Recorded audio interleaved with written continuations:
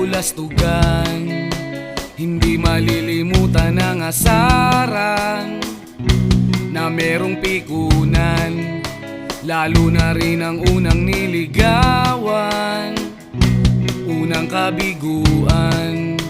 At dyan nasiseryoso ang usapan, ang pagdadamayan ng tunay at tapat na kaibigan.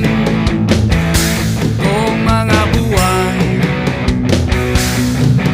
kaibigan,